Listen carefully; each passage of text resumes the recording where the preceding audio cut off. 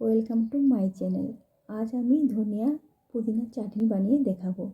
ধনিয়া পুদিনার চাটনি বানাতে কি কি লাগছে বলে দেব।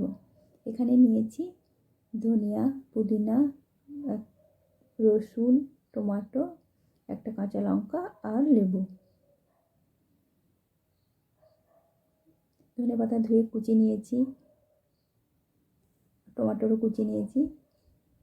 এখন দিয়ে দেবো মিক্সিতে পেস্ট করার জন্য। মিক্সিতে এখন দিয়ে দিচ্ছি ধনিয়া আর পুদিনা, আর দিচ্ছি রসুন, টমেটো, দিচ্ছি এখন লবণ, পরিমাণ মতো লবণ। এখন আমি পেস্ট করে নিয়ে আসবো। আমার পেস্ট হয়ে গেছে। এখন দেব লেবু।